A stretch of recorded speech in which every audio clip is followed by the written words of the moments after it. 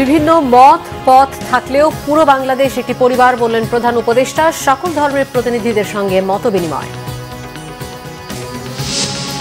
ভারতের উস্কানিতে পা দেয়নি দেশের মানুষ বললেন বিএনপি নেতারা। সংস্কারের পাশাপাশি নির্বাচনী প্রক্রিয়া শুরুর তাগিদ।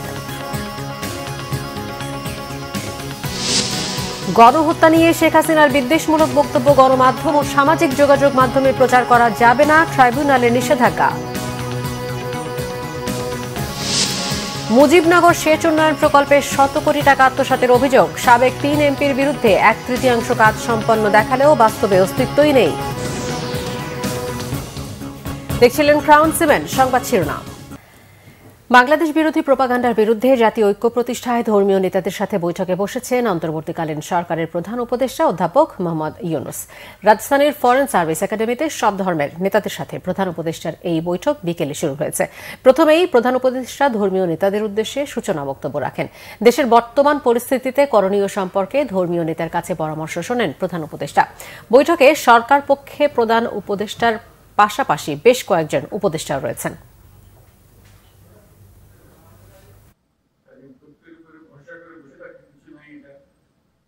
আমরা একটা পরিবার, আমরা আমাদের নানা মত থাকবে, নানা ধর্ম থাকবে, নানা রীতিনীতি থাকবে, কিন্তু পরিবারে আমরা সবাই একই পরিবারের সদস্য। এটাতেই জোর দিয়েছিলাম। আমাদের শত পার্থক্য সত্ত্বেও আমরা কারোর শত্রু নই, পরস্পরের শত্রু নই। আমরা এক জায়গাতে এক কাতারে ওইখানে চলে আসি যখন আমাদের জাতীয়তার প্রশ্ন আছে, আমাদের পরিচয়ের প্রশ্ন আছে। আমরা বাংলাদেশি, আমরা এক পরিবারের সদস্য। দর্শক, এই মুহূর্তে ফরেন সার্ভিস একাডেমিতে আছেন আমাদের বিশেষ প্রতিনিধি এস এম ফয়েজ। আমরা সরাসরি কথা বলবো তার সাথে। ফয়েজ, প্রধান উপদেষ্টার মতবিনিময় সভা চলছে, আমরা জানি। সভায় কারা কারা যোগ দিয়েছেন এবং এই মুহূর্তে সভা সম্পর্কে আপনার কাছে কি তথ্য রয়েছে আমাদেরকে জানাবেন। আপনি ঠিকই বলেছেন, বিকাল 4টায় ফরেন সার্ভিস একাডেমিতে প্রধান উপদেষ্টা ডক্টর মোহাম্মদ ইউনূসের নেতৃত্বে ইউনূসের সাথে বৈঠক করার জন্য বিকাল 4টায় বিভিন্ন ধর্মীয় সংগঠনের নেতারা এসেছেন। তারা ভিতরে প্রবেশ করেছেন। বিকাল 4টা থেকে এখন 6টা বাজে 2 ঘন্টা তাদের বৈঠক এখনও চলছে।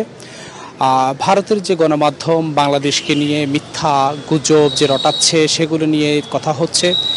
ডক্টর মোহাম্মদ ইউনূস তিনি যখন প্রথমেই তাদের সাথে বৈঠক করেছেন, তিনি প্রথমেই বলেছেন মানুষের মধ্যে, দেশের মধ্যে বিভিন্ন জায়গায় মতপার্থক্য থাকতে পারে, কিন্তু দেশের স্বার্থে, রাষ্ট্রের স্বার্থে সবাই হচ্ছে এক এবং ঐক্যবদ্ধ। বিশেষ করে পতিত আওয়ামী লীগ সরকারের পতনের পর দেশ থেকে যখন শেখ হাসিনা পালিয়ে গিয়েছেন ছাত্র জনতার আন্দোলনের তুপুর মুখে, তারপর থেকেই ভারতের যে গণমাধ্যম একের পর এক মিথ্যাচার করছেন।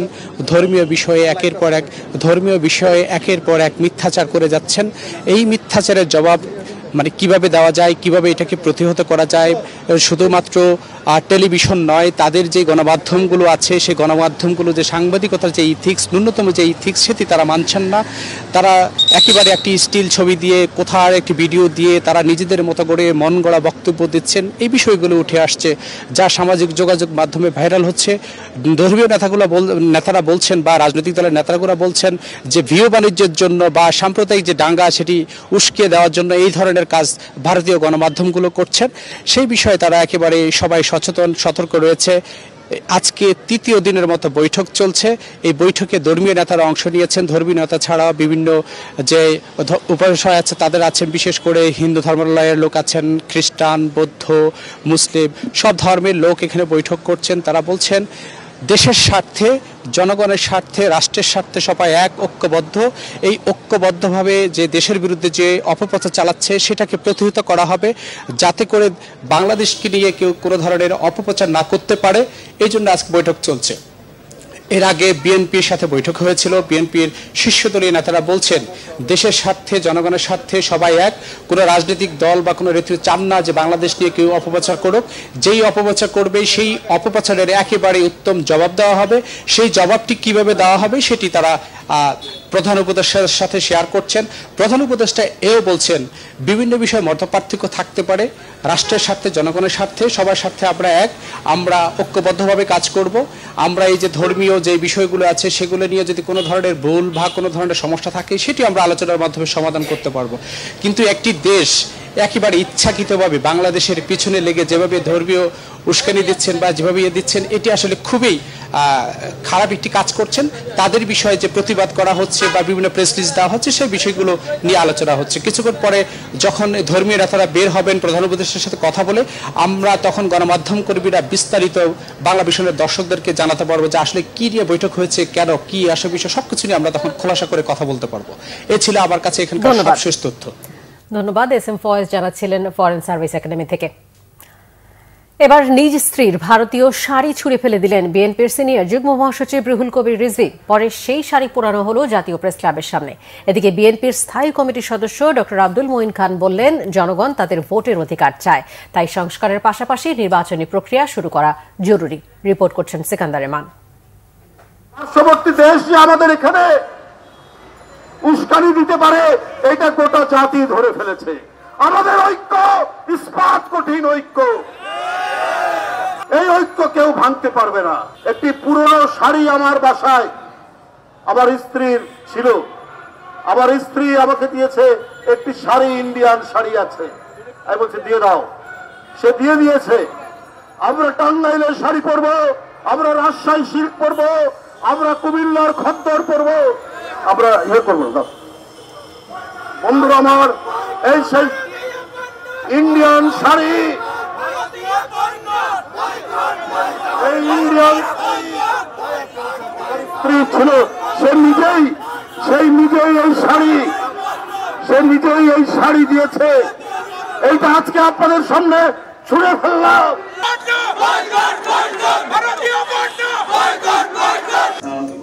এদিকে জাতীয় প্রেস ক্লাবে এক স্মরণ সভায় ভারতের মুখাপেক্ষী না হওয়ার আহ্বান জানান বিএনপি নেতারা। তারা বলেন, বাংলাদেশের মানুষ কোনো দেশের কাছে মাথা নত করবে না।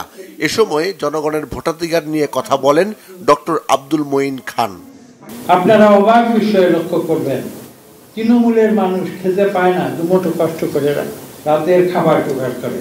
তারা বলবে আমি অর্থবিত্ত বৈভব সম্পর্কে না, আমি ভোটের অধিকার। এটাই হচ্ছে বাংলাদেশের মানুষের সত্য। দুঃখের বিষয় হচ্ছে আমরা নেতারা সেই সত্যে বিশ্বাস না করে আমরা নিজেরা অর্থবিত্ত বৈভব, ক্ষমতা, পজিশন, মন্ত্রী, প্রধানমন্ত্রী, প্রেসিডেন্ট, এগুলোর পিছনে নানা রকম উস্কানি দিলেও বাংলাদেশের মানুষ ভারতের কোনো উস্কানিতে পা দেয়নি। পার্শ্ববর্তী দেশের উস্কানি গোটা জাতি এখন ধরে ফেলেছে বলেও মন্তব্য করেন বিএনপি ও সমমনা রাজনৈতিক দলের নেতারা। সিকান্দার রেমান, বাংলা ভিশন, ঢাকা। জুলাই আগস্টের হত্যা, গণহত্যা নিয়ে গণমাধ্যম ও সামাজিক যোগাযোগ মাধ্যমে শেখ হাসিনার বিদ্বেষমূলক বক্তব্য প্রচারে নিষেধাজ্ঞা দিয়েছে আন্তর্জাতিক অপরাধ ট্রাইব্যুনাল। এরই মধ্যে যেসব বক্তব্য দিয়েছে সেগুলো সামাজিক যোগাযোগ মাধ্যম থেকে সরাতেও নির্দেশ দিয়েছে ট্রাইব্যুনাল। প্রসিকিউশনের এক আবেদনে এই নির্দেশ দেয় বিচারপতি মোহাম্মদ গোলাম মুর্তজার নেতৃত্বাধীন আন্তর্জাতিক অপরাধ ট্রাইব্যুনাল। আহমেদ সারওয়ারের রিপোর্ট। জুলাই আগস্টে ছাত্র জনতার গণ অভ্যুত্থানে হত্যা, গণহত্যা সহ মানবতা বিরোধী অপরাধের বিচার নিয়ে সম্প্রতি সামাজিক যোগাযোগ মাধ্যম এবং বেশ কয়েকটি গণমাধ্যমে শেখ হাসিনার বেশ কিছু বক্তব্য প্রচার ও প্রকাশ হয়। তার এ ধরনের বক্তব্য ট্রাইব্যুনালের তদন্ত ও বিচার কাজে বাধা সৃষ্টি করতে পারে দাবি করে বৃহস্পতিবার প্রসিকিউশনের পক্ষ থেকে তা প্রচার ও প্রকাশে নিষেধাজ্ঞা চেয়ে আবেদন করা হয়। শুনানি শেষে এ বিষয়ে নিষেধাজ্ঞা দেয় ট্রাইব্যুনাল। কিছু সোশ্যাল মিডিয়া এবং প্রিন্ট এন্ড ইলেকট্রনিক মিডিয়াতে এই মামলার একজন আসামি শেখ হাসিনার কিছু বক্তব্য এবং ফোন আলাপ ফাঁস হয়েছে, যেখানে তিনি কিছু বক্তব্য দিয়েছেন, যেখানে আমরা দেখতে পাচ্ছি যে উনি বলছেন যে 227টি মামলা হয়েছে, অতএব 227 জনকে মার্ডার করার সার্টিফিকেট পেয়েছি, লাইসেন্স পেয়েছি। উনি আরও বলছেন যে তোমাদের বাড়িঘর পোড়াচ্ছে, তাদের কি বাড়িঘর নাই? এই শব্দগুলো দিয়ে এই মামলার ভিকটিম এবং উইটনেসদেরকে এক ধরনের থ্রেট দেওয়া হচ্ছে। যে সকল সাক্ষীরা ইতোমধ্যে আমাদের কাছে জবানবন্দি প্রদান করে গেছেন, তাদেরকে কিন্তু ট্রাইব্যুনালে এসে জজদের সামনে সাক্ষ্য দিতে হবে। এই ধরনের বক্তব্য যদি পাবলিকলি পাবলিশড হয়, ব্রডকাস্ট হয়, তাহলে আমরা ট্রায়ালের সময় সাক্ষীদেরকে আর ট্রাইব্যুনালে আনতে পারবো না, তারা ভীতিগ্রস্ত হবে। এবং পরবর্তী যে সাক্ষীরা আছে এখনও ঘটনাস্থলগুলো আছে সেখানে গিয়েও আমাদের তদন্তকারী সংস্থা তদন্তকারী কর্মকর্তারা এই সাক্ষীদের জবানবন্দি আর গ্রহণ করতে পারবেন না। শুধু তাই নয়, হেট স্পিচ এমন একটি অপরাধ যেটি শুধু বাংলাদেশে নয়, সারা পৃথিবীর সকল আইনে সকল জায়গাতে হেট স্পিচ একটি ক্রিমিনাল অফেন্স। আমরা স্পেসিফিক্যালি বলেছি যে শুধু বিদ্বেষমূলক বক্তব্য এবং এমন বক্তব্য যা ট্রাইব্যুনালের ইনভেস্টিগেশনকে হ্যাম্পার করে, এই দুই ধরনের বক্তব্যকে আমরা নিষেধ চেয়েছি। সামাজিক যোগাযোগ মাধ্যমে প্রচার বন্ধে করণীয় নিয়েও কথা বলে প্রসিকিউশন টিম। কোর্টের যে অর্ডার আছে সেই অর্ডারটা আমরা লিখিতভাবে ফেসবুক, টুইটার, ইউটিউব শো যেগুলো ইন্টারন্যাশনাল সোশ্যাল মিডিয়া আছে এখানে আমরা আমাদের ট্রাইব্যুনালের আদেশটা পৌঁছাবো এবং তাদেরকে লিখিত জানাবো এগুলো ইন্টারন্যাশনাল হিউম্যান রাইটস স্ট্যান্ডার্ড অনুযায়ী এগুলো হেট স্পিচ, বিদ্বেষমূলক চর্চা এবং এটা ঘৃণা চর্চা, এগুলো আন্তর্জাতিক মানবাধিকার আইন, যে বিশেষ করে মত প্রকাশের স্বাধীনতার জন্য international covenant on civil and political রাইটসের যে আর্টিকেল 19 আছে, এটা কোনোভাবে শেখ হাসিনার বক্তব্যগুলোকে মত প্রকাশের স্বাধীনতার মধ্যে কাভার করে না, এগুলো মত প্রকাশের স্বাধীনতার পরিপন্থী। গত 18 নভেম্বর, জুলাই আগস্টে গণহত্যার ঘটনায় দায়ের করা মামলায় সাবেক প্রধানমন্ত্রী ও আওয়ামী লীগ সভাপতি শেখ হাসিনার বিরুদ্ধে 1 মাসের মধ্যে তদন্ত শেষ করার নির্দেশ দিয়েছিল আন্তর্জাতিক অপরাধ ট্রাইব্যুনাল। আহমেদ সরওয়ার, বাংলা ভিশন, ঢাকা। চট্টগ্রাম আদালতে আইনজীবী সাইফুল ইসলাম আলিফ হত্যা মামলার প্রধান আসামি চন্দনকে গ্রেফতার করেছে পুলিশ। বুধবার রাত 11:15টার দিকে ভৈরব থানার ওসি মোহাম্মদ শাহিনের নেতৃত্বে অভিযান চালিয়ে ভৈরব বাজার রেলওয়ে স্টেশন থেকে তাকে গ্রেফতার করা হয়। বৃহস্পতিবার সকাল 10:30টার দিকে আসামি চন্দনকে চট্টগ্রামের কোতোয়ালি থানার পরিদর্শক রুবেল আরাফের কাছে হস্তান্তর করে ভৈরব থানা পুলিশ। চট্টগ্রাম বান্ডেল রোডের সেবক কলোনির মেথরপট্টি এলাকার বাসিন্দা চন্দন ট্রেন থেকে নেমে তার ভৈরবের মেথরপট্টিতে অবস্থিত শ্বশুর বাড়িতে যাওয়ার কথা ছিল। চন্দন আলিফ হত্যা মামলার 1 নম্বর আসামি গত 26 নভেম্বর চট্টগ্রামের এসি দত্ত রোডের এক বিল্ডিং এর সামনে আইনজীবী সাইফুল ইসলাম আলিফকে হত্যা করা হয়। হত্যার ঘটনায় নিহতের বাবা জামাল উদ্দিন 31 জনের নাম উল্লেখ সহ অজ্ঞাত 10 থেকে 15 জনকে আসামি করে একটি হত্যা মামলা করেন। মামলায় পুলিশ আগেই 9 জনকে গ্রেফতার করলেও প্রধান আসামি চন্দন পলাতক ছিল। মুজিবনগর সেচ উন্নয়ন প্রকল্পে 100 কোটি টাকা অর্থ আত্মসাতের অভিযোগ উঠেছে কুষ্টিয়া, মেহেরপুর ও চুয়াডাঙ্গার সাবেক 3 সংসদ সদস্যের বিরুদ্ধে। 2020-21 অর্থ বছরে প্রকল্পটি অনুমোদন দেয় বাংলাদেশ কৃষি উন্নয়ন কর্পোরেশন বিএডিসি। প্রকল্পে 75% কাজ সম্পন্ন দেখানো হলেও বাস্তবে বেশিরভাগ কাজের নেই কোনো অস্তিত্ব। কুষ্টিয়ার প্রতিনিধি হাসান আলীর তথ্যছবিতে ডেস্ক রিপোর্ট। পানি নিষ্কাশন ও সেচ ব্যবস্থা উন্নয়নে 2020-21 অর্থ বছরে কুষ্টিয়া, চুয়াডাঙ্গা ও মেহেরপুরে অনুমোদন পায় মুজিবনগর সেচ উন্নয়ন প্রকল্প। 3 জেলার 21,000 হেক্টর জমিতে 248 কোটি 43 লাখ টাকার প্রাক্কলন ব্যয় ধরে প্রকল্পের সময় বেঁধে দেয়া হয় 5 বছর। প্রকল্প পরিচালকের যোগ সাজশে টেন্ডার সিন্ডিকেট, অনিয়ম, দুর্নীতি এবং অর্থ আত্মসাৎ সহ নানা অভিযোগ উঠেছে প্রকল্পটি ঘিরে। আমরা যে লাইসেন্স রেনুর জন্য টাকা দিচ্ছি, আমাদের একটা লাইসেন্স না, কিন্তু এই প্রতিষ্ঠানটা জিম্মি করে রেখে একতরফা ভাবে তারা কোটি কোটি টাকা লুটপাট করেছে। আমরা কোনোদিন কাজের অংশগ্রহণ করারই সুযোগ পাইনি। তারা কাজ না করেই বিল তুলেছে, এরকম বহু রেকর্ড আছে। চুয়াডাঙ্গা, মেহেরপুর, কুষ্টিয়া যে সমস্ত টেন্ডার হয়েছে সে সমস্ত টেন্ডারের কাজের কোনো অস্তিত্ব নাই, কাজের কোনো খবর নাই, বিল উঠে গেছে। আজকে উপস্থিত নাই কারণ কি, ঢাকায় বসে আইডি বিক্রি করতেছেন। ওই আইডি ছাড়া এখানে কেউ ওখানে ইন করতে পারে না। অবশ্যই পদত্যাগ চাই এবং বিগত যে পিডি ছিল তারও আমরা হলো চাকরি থেকে অপসারণ চাই। তবে অভিযোগ অস্বীকার করেছে প্রকল্প পরিচালক।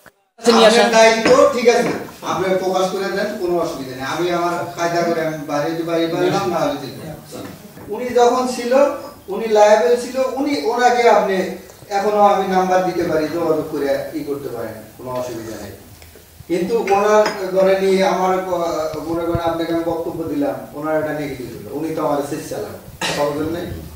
উন্নয়ন প্রকল্প বাস্তবায়নে অর্থ হরিলুট বন্ধে জড়িতদের দৃষ্টান্ত শাস্তির দাবি জানিয়েছেন স্থানীয়রা। Bangla vision news desk. দেশের আকাশসীমার নিরাপত্তা নিশ্চিতের পাশাপাশি বিমান বাহিনীর অপারেশনাল কার্যক্রম এখন আন্তর্জাতিক অঙ্গনেও প্রশংসিত, এমন মন্তব্য বিমান বাহিনী প্রধান air chief marshal Hasan Mahmud খানের। মৌলভীবাজারের শমশেরনগরে বিমান বাহিনীর প্রশিক্ষণ সমাপনীতে তিনি বলেন, প্রথমবারের মতো এই বাহিনীতে অনারারি কমিশনের প্রবর্তন হতে যাচ্ছে। এরপর বিমান সেনাদের মনোবল আরও সমৃদ্ধ হবে। রিপোর্ট সৈয়দ আব্দুল মোহিতের। মৌলভীবাজারের শমশেরনগরে রিক্রুটস ট্রেনিং স্কুলে বিমান বাহিনীর 52তম নব বিমান সেনা দলের প্রশিক্ষণ সমাপনী কুচকাওয়াজ অনুষ্ঠানে অংশ নেন বিমান বাহিনীর প্রধান air chief marshal Hasan Mahmud Khan. প্রধান অতিথি হিসেবে কুচকাওয়াজ পরিদর্শন শেষে আকর্ষণীয় মার্চ পাস্টের অভিবাদন গ্রহণ করেন। সমাপনী কুচকাওয়াজে বিভিন্ন ক্ষেত্রে শ্রেষ্ঠ রিক্রুটদের মাঝে ট্রফি বিতরণ করেন। রিক্রুটদের সততা ও নিষ্ঠার সাথে নিজেদের গড়ে তোলার উপর জোর দেন বিমান বাহিনী প্রধান। এবছর মহান বিজয় দিবসে প্রথমবারের মতো বাংলাদেশ বিমান বাহিনীতে অনারারি কমিশন প্রবর্তন করা হচ্ছে। এই উদ্যোগের ফলে বাংলাদেশ বিমান বাহিনীতে এক নতুন দিগন্ত উন্মোচিত হবে, যা বিমান সেনাদের পেশাদারিত্বকে সমৃদ্ধশালী করতে উৎসাহ প্রদান করবে বলে আমি বিশ্বাস করি। পরিবর্তনশীল বিশ্বে একটি পেশাদার বাহিনী গড়ে তোলা অপরিহার্য। এজন্য অত্যাধুনিক যুদ্ধ বিমান প্রশিক্ষণ কার্যক্রম জোরদার সহ নানামুখী কর্মকাণ্ডের কথা তুলে ধরেন বিমান বাহিনী প্রধান। বাংলাদেশ বিমান বাহিনী দেশের আকাশসীমার প্রতিরক্ষা ও নিরাপত্তা নিশ্চিতের পাশাপাশি জাতীয় ও আন্তর্জাতিক দুর্যোগ মোকাবেলা, অগ্নি নির্বাপন, উদ্ধার অভিযান, ত্রাণ সামগ্রী বিতরণ, সেনা ও নৌবাহিনী এবং অসামরিক প্রশাসনকে সহায়তা প্রদানের মাধ্যমে দেশ গঠন ও আত্মমানবতার সেবায় গুরুত্বপূর্ণ ভূমিকা পালন করছে। সমাপনী কুচকাওয়াজের মাধ্যমে 21 জন নারী সহ মোট 399 জন রিক্রুট বাংলাদেশ বিমান বাহিনীতে অন্তর্ভুক্ত হলো। সৈয়দ আব্দুল মুহিত, বাংলা ভিশন, মৌলভীবাজার। প্রশ্নপত্র ফাঁসের ঘটনায় চট্টগ্রাম বিশ্ববিদ্যালয়ের যোগাযোগ ও সাংবাদিকতা বিভাগের ৪র্থ বর্ষের পরীক্ষা স্থগিত হয়েছে। বৃহস্পতিবার সকাল 10:30টার দিকে ওই পরীক্ষা স্থগিত করা হয়। এর আগে বুধবার বিশ্ববিদ্যালয় প্রশাসনকে উড়ো চিঠি দিয়ে প্রশ্নপত্র ফাঁসের অভিযোগ করে অজ্ঞাত ব্যক্তিরা। এই চিঠির পরিপ্রেক্ষিতে আজ চট্টগ্রাম বিশ্ববিদ্যালয়ের যোগাযোগ ও সাংবাদিকতা বিভাগে যান বিশ্ববিদ্যালয়ের উপাচার্য মোহাম্মদ ইয়াহিয়া আক্তার সহ প্রশাসনের সংশ্লিষ্ট ব্যক্তিরা। পরীক্ষা নিয়ন্ত্রকের দপ্তরের উড়ো চিঠিতে প্রশ্নপত্র ফাঁসের অভিযোগের সত্যতা পান তারা। এরপরই পরীক্ষা স্থগিত করা হয়। চট্টগ্রাম বিশ্ববিদ্যালয়ের যোগাযোগ ও সাংবাদিকতা বিভাগের ৪র্থ বর্ষের পরীক্ষা শুরু হয়েছিল চলতি বছরের 23 অক্টোবর। আজ ওই বিভাগের 419 নম্বর কোর্সের পরীক্ষা ছিল। এটি বর্ষের শেষ পরীক্ষা। দেশ ও জাতির ক্রান্তিকালে বিএনসিসির সদস্যরা বিশাল শক্তি হিসেবে আবির্ভূত হবে আশা সেনাবাহিনীর প্রধান জেনারেল ওয়াকারুজ্জামানের। আশুলিয়ার বাইপাইলে Bangladesh national cadet corps BNCC training একাডেমিতে একাডেমিক ভবন উদ্বোধন অনুষ্ঠানে স্বাগত বক্তব্যে তিনি আশাবাদ জানান। সামাজিক ও জাতীয় পর্যায়ে বিএনসিসি ক্যাডারদের অগ্রণী ভূমিকার ভূয়সী প্রশংসা করেন সেনাপ্রধান। সেনাপ্রধান বলেন, বিএনসিসির সদস্যরা সশস্ত্র বাহিনীর পাশাপাশি দেশের নিরাপত্তা ও শৃঙ্খলা রক্ষা ও দেশের যে কোনো ক্রান্তি লগ্নে অগ্রণী ভূমিকা পালন করে আসছে। এর আগে উদ্বোধনী অনুষ্ঠানে সেনাপ্রধানকে বিএনসিসি সেনা, নৌ ও বিমার শাখার চৌকস দল গার্ড অফ অনার দেন। পরে সেনাপ্রধান উদ্বোধনী ফলক উন্মোচন এবং বিএনসিসি ট্রেনিং একাডেমিতে বৃক্ষরোপণ করেন।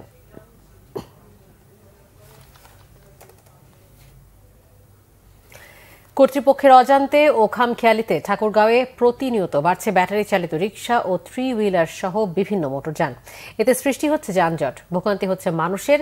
এছাড়া রাস্তায় যেখানে সেখানে গাড়ি থামিয়ে মালামাল ওঠানামা, ফুটপাত দখল করে দোকানপাট বসানোয় চলাচলের অযোগ্য হয়ে উঠেছে শহরটি। ঠাকুরগাঁও প্রতিনিধি খোদাবক্স ডাব্লিউর তথ্যছবিতে একটি ডেস্ক রিপোর্ট।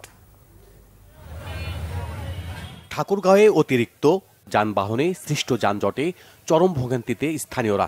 ঝুঁকিতে চলাচল করছে শিশু, নারী ও বয়স্ক সহ শিক্ষার্থীরা। জরুরি দরকার ছাড়া বের হলেও যানজটের কারণে বাড়তি সময় যায় সাধারণ মানুষের। চৌরাস্তা, আর্ট গ্যালারি মোড়, বালক ও বালিকা উচ্চ বিদ্যালয় সহ বিভিন্ন এলাকায় গাড়ির দীর্ঘ লাইন থাকায় কাজ শেষ না করে বাড়ি ফিরছেন শহরের বাইরে থেকে আসা অনেকেই। কারো কাছে কিন্তু প্রকৃত তথ্য নেই যে প্রতিদিন শহরে নতুন কতগুলো ইজি বাইক অথবা কোনো 3 হুইলার শহরে প্রবেশ করতেছে। অনিয়ন্ত্রিতভাবে চলছে এই যানবাহনগুলো, যেখানে সেখানে থামিয়ে যাত্রী ওঠানামা, পার্কিং, এই কারণেও যানজট। বাচ্চাকে নিয়ে রাস্তা পারাপারের জন্য কখন কি হয়, গাড়ি ঘোড়া অ্যাক্সিডেন্টের অনেক ভয় থাকে। যদি আমাদের বিদ্যালয়ের সামনে একটি ফুটওভার ব্রিজ তৈরি করা হয় তাহলে সহজে আমরা সকলে বিদ্যালয়ে রাস্তা পারাপার করতে পারবো। প্রায় 10,000 ব্যাটারি চালিত রিকশা ও 3 হুইলার চলাচল করছে শহরে। পরিস্থিতি আমলে না নিয়ে দেদার অনুমতি দেওয়ার অভিযোগ রয়েছে পৌরসভা ও ইউনিয়ন পরিষদগুলোর বিরুদ্ধে। যাত্রী আটকাইছে, শুনতে বলছে, কেন থামতে বলছে, সেজন্য আমি কেন থামাইছি। আমাদের বয়সের জন্য এই গাড়িগুলো বেটার। এখন 18 বছর, 16 বছর, 15 বছর বাচ্চাগুলোর মধ্যে এই গাড়িগুলো চালায়। লেখাপড়া বাদ দিয়ে একটা বিয়ে করে 1-2 লাখ টাকা 2 লাখ টাকা দাম নিয়ে দিবেন নিয়ে আবার টাকা দিয়ে আবার গাড়ি চালায়। প্রতিদিন ঘন্টার পর ঘন্টা মানুষ এই ঠাকুরগাঁও আমতলা চৌরাস্তা আর্ট গ্যালারি ঠাকুরগাঁও রোডে মানুষ এখানে কি বলে ভোগান্তির শিকার হচ্ছে। তবে দ্রুত যান চলাচল নিয়ন্ত্রণ করার কথা বলছেন এই কর্মকর্তা। আমরা একাধিক পয়েন্ট সিলেক্ট করেছি যে সব জায়গায় আপনার অবৈধ স্থাপনা আছে সেগুলো সরানো হচ্ছে। একই সাথে আমাদের ইজি বাইক টুকটুকি সিএনজি সহ যে আমাদের যান চলাচল করে ওই যানবাহনগুলোর সংখ্যা অনেক বেশি হয়ে গেছে। এটা আমরা 3-4 হাজারের ভিতরে নামিয়ে আনার চেষ্টা করছি এবং আশা করি সেটা হয়ে যাবে। এমন যানজটে নিজেও ভুক্তভোগী বলছেন জেলা প্রশাসক। এর মধ্যে যেটা আমরা চিন্তা করেছি যে অবৈধ দোকানপাট যেগুলো আছে তাদেরকে আমরা উচ্ছেদ করে তাদেরকে অন্য কোথাও যদি অ্যাকোমোডেট করা যায় সেই চিন্তা আমাদের রয়েছে। ঢাকার যে কোচগুলো যায় সে মানে রাস্তা থেকে যাত্রী ওঠানামা করে তাদের জন্য আপনারা জানেন যে আমাদের অনেক পুরনো বাস স্ট্যান্ড রয়েছে, ট্রাকের জন্য ট্রাক স্ট্যান্ড রয়েছে, তারা যেন সেই জায়গা থেকে চলে যায়। পৌরসভা আরেকটা শৃঙ্খলা করতে চাচ্ছে, তারা আপনার উপজেলা পর্যায়ের যে গাড়িগুলো শহরে ঢোকে আমার 5 উপজেলায় 5টা পয়েন্ট নির্ধারণ করে দিতে চাচ্ছে যে উপজেলা থেকে ওই পর্যন্তই আসবে আর শহরের গাড়িগুলো শহরের মধ্যেই চলবে। সমস্যা সমাধানে স্থানীয় প্রশাসনকে দ্রুত ব্যবস্থা নেওয়ার দাবি জানিয়েছেন স্থানীয়রা। Bangla vision news desk. এবারে দেশের বিভিন্ন জায়গার আরো কিছু খবর নিয়ে রয়েছে ডেস্ক রিপোর্ট। বাংলাদেশকে নিয়ে গভীর চক্রান্ত করা হচ্ছে বলে মন্তব্য করেছেন বিএনপির চেয়ারপারসনের উপদেষ্টা জহিরুল হক শাহজাদা মিয়া। ফরিদপুরের সদরপুরে ওয়াজ মাহফিল অনুষ্ঠানে প্রধান অতিথির বক্তব্যে তিনি একথা বলেন। বিএনপির ভারপ্রাপ্ত চেয়ারম্যান তারেক রহমানের পক্ষ থেকে কৃষকদের প্রশিক্ষণ ও কৃষি উপকরণ বিতরণ করা হয়েছে হবিগঞ্জে। সদর উপজেলার লোকরা ইউনিয়নে এতে উপস্থিত ছিলেন যুক্তরাজ্য যুব দলের সাংগঠনিক সম্পাদক সালেহ আহমেদ। সাংবাদিকদের আর্থিক সুরক্ষা ও কল্যাণে করণীয় শীর্ষক মত বিনিময় সভা হয়েছে যশোরে। দুপুরে সার্কিট হাউসে এতে উপস্থিত ছিলেন বাংলাদেশ সাংবাদিক কল্যাণ ট্রাস্টের ব্যবস্থাপনা পরিচালক মোহাম্মদ আব্দুল্লাহ। আগরতলায় বাংলাদেশ মিশনে হামলা ও ভাঙচুরের প্রতিবাদে বিক্ষোভ মিছিল হয়েছে ময়মনসিংহে। রেলওয়ে কৃষ্ণচূড়া চত্বর থেকে মহানগর যুবদলের নেতৃত্বে বিক্ষোভ মিছিলটি প্রধান সড়কগুলো প্রদক্ষিণ করে। এছাড়া আলাদা বিক্ষোভ মিছিল করে বাম গণতান্ত্রিক জোট। 21শে আগস্ট গ্রেনেড হামলা মামলায় বিএনপির ভারপ্রাপ্ত চেয়ারম্যান তারেক রহমান খালাস পাওয়ায় আনন্দ মিছিল হয়েছে সাতক্ষীরায়। পাটকেল ঘাটা হাই স্কুল মাঠ থেকে মিছিলটি বের হয়ে প্রধান সড়কগুলো প্রদক্ষিণ করে। ইসকন ও ভারতীয় চ্যানেলের সম্প্রচার বন্ধ সহ 4 দফা দাবিতে খুলনায় সংবাদ সম্মেলন করেছে হেফাজত ইসলাম। সকালে স্থানীয় প্রেস ক্লাবে এতে উপস্থিত ছিলেন সংগঠনের জেলা সেক্রেটারি মুফতি গোলামুর রহমান। সকল ধর্মাবলম্বীদের নিয়ে সম্প্রীতি শোভাযাত্রা ও সমাবেশ হয়েছে টাঙ্গাইলে। সদর হেলিপ্যাড চত্বর থেকে একটি শোভাযাত্রা বের করে জেলা পুলিশ। উপস্থিত ছিলেন পুলিশ সুপার সাইফুল ইসলাম শান্ত।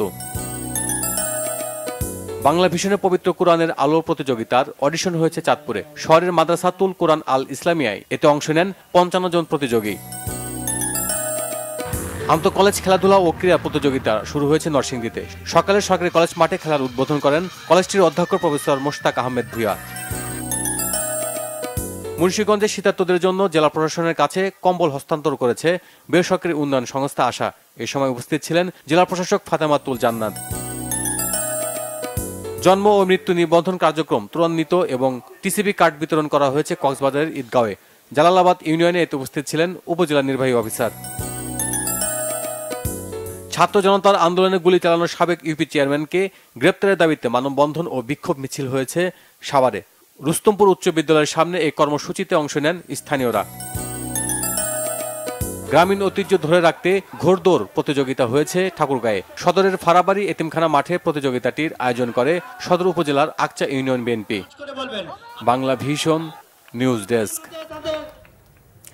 সংবাদ শেষ করব ক্রাউন 7 শিরোনামগুলো আরো একবার জানিয়ে। বিভিন্ন মত পথ থাকলেও পুরো বাংলাদেশ একটি পরিবার বললেন প্রধান উপদেষ্টা। সকল ধর্মের প্রতিনিধিদের সঙ্গে মতবিনিময়। ভারতের উস্কানিতে পা দেয়নি দেশের মানুষ বললেন বিএনপি নেতারা। সংস্কারের পাশাপাশি নির্বাচনী প্রক্রিয়া শুরুর তাগিদ। গণহত্যা নিয়ে শেখ হাসিনার বিদ্বেষমূলক বক্তব্য গণমাধ্যম ও সামাজিক যোগাযোগ মাধ্যমে প্রচার করা যাবে না, ট্রাইব্যুনালের নিষেধাজ্ঞা। মুজিবনগর সেচ উন্নয়ন প্রকল্পে 100 কোটি টাকা আত্মসাতের অভিযোগ। সাবেক 3 এমপির বিরুদ্ধে 1/3 কাজ সম্পন্ন দেখালেও বাস্তবে অস্তিত্বই নেই। এই ছিল এখনকার মতো। পরের সংবাদ সন্ধ্যা 7:30 দেখার আমন্ত্রণ রইল। এছাড়া বাংলা ভিশন সংবাদ ও সংবাদ সংশ্লিষ্ট অনুষ্ঠান দেখতে ভিজিট করুন www.bbnews24.com ও facebook.com/banglavisionnews এবং সাবস্ক্রাইব করুন youtube.com/banglavisionnews। ধন্যবাদ সবাইকে।